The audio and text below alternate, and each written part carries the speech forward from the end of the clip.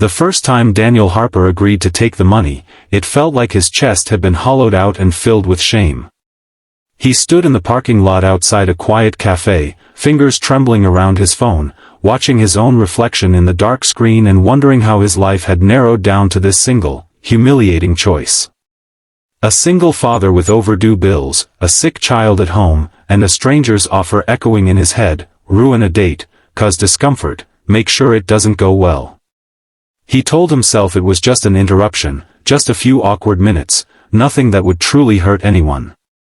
But even as he took his first step toward the cafe door, something inside him already knew that this night would change him forever. Before the story goes any further, if you believe in kindness, second chances, and the quiet power of doing the right thing even when it's hard, please take a moment to like this video, share it with someone who might need hope today, comment your thoughts, and subscribe to the channel for more real, emotional stories. And tell us in the comments where you're watching from, because stories like this connect hearts across the world. Daniel's life had not always looked like this. There was a time when mornings meant laughter, fresh coffee, and the comforting weight of certainty. That was before his wife passed away unexpectedly, leaving him alone with their daughter Lily, who was only 5 at the time. Grief did not arrive all at once, it crept in slowly, disguised as exhaustion, as unpaid bills stacked on the kitchen counter, as nights spent staring at the ceiling while Lily slept in the next room. Daniel worked construction during the day and stocked shelves at night, but it never seemed to be enough. When Lily developed a respiratory condition that required regular medication and doctor visits, the financial pressure became unbearable. Pride slowly dissolved into desperation, and desperation has a way of silencing conscience. The offer came from a man Daniel barely knew, an acquaintance of an acquaintance, someone who spoke in calm, transactional terms. There was a woman, he said, a woman who needed to be discouraged from seeing someone new. The reasons were vague, wrapped in personal jealousy and unresolved feelings, but the money was real and immediate. Enough to cover Lily's medication for months. Daniel tried to refuse, tried to walk away, but the image of his daughter struggling to breathe late at night followed him like a shadow. By the time he reached the cafe, his decision felt both unavoidable and unforgivable. Inside, the cafe was warm and softly lit, filled with the gentle clatter of cups and low conversations. Daniel spotted them almost immediately. The woman sat upright at a small table near the window, her posture calm and composed, dark glasses covering her eyes, a white cane resting against her chair. Her name was Emily Parker, though Daniel would only learn that later. There was something about her stillness that felt deliberate, as if she listened to the room rather than looked at it. Across from her sat a well-dressed man, leaning forward attentively, clearly invested in the moment. They looked like the beginning of something hopeful, and the sight made Daniel's stomach tighten. As Daniel approached, every step felt heavier than the last. He inserted himself into their space with awkward familiarity, pretending to recognize them, making clumsy comments, letting the moment stretch into discomfort. The man's expression shifted from confusion to irritation, while Emily remained composed, her head tilted slightly as if she were listening not just to words, but to intentions. Daniel fumbled through his role, his voice unsteady, his heart pounding so loudly he was sure they could hear it.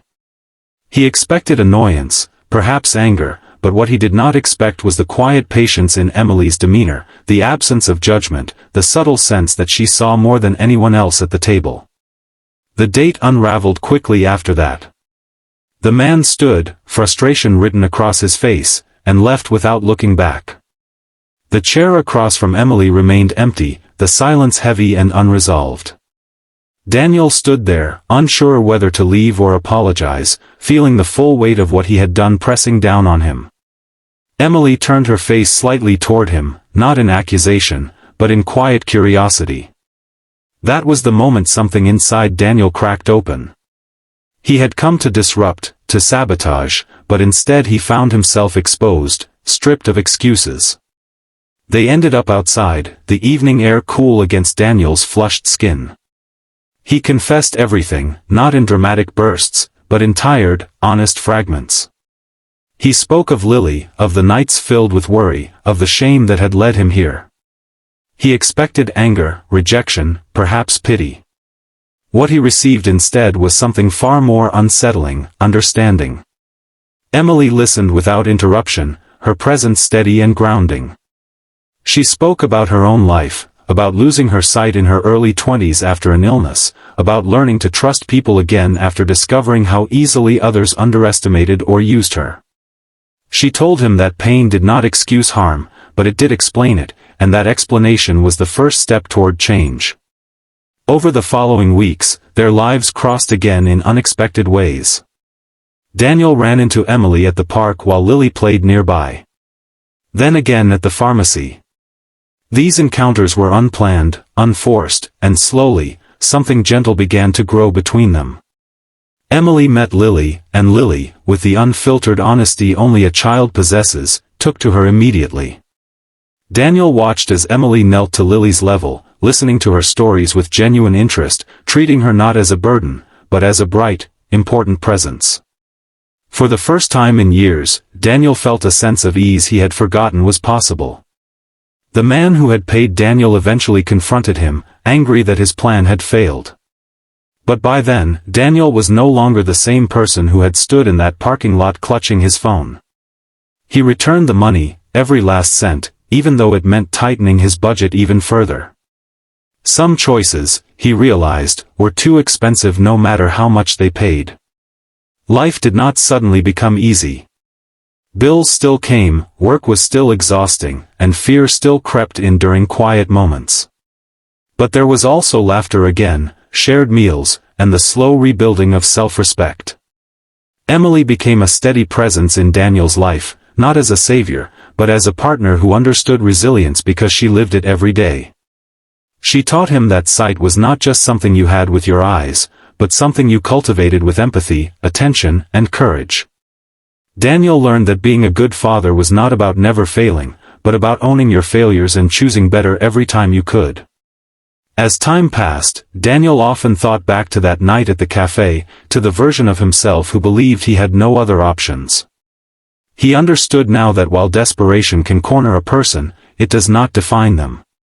The choices made in those corners, however, can open doors to redemption if faced with honesty and humility. Emily's forgiveness was not blind generosity, it was a reflection of her strength, her belief that people were more than their worst decisions. If this story touched your heart, if it made you feel something real or reminded you of the quiet battles people around you might be fighting, please take a moment to like this video, share it, and leave a comment.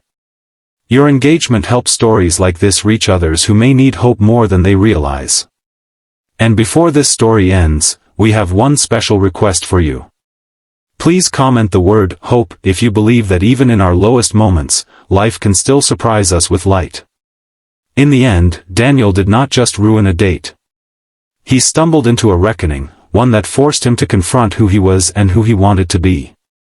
What he never expected was that the woman he was paid to hurt would become the reason he learned to forgive himself, to see his own worth again, and to believe that love, in its truest form, often arrives disguised as mercy.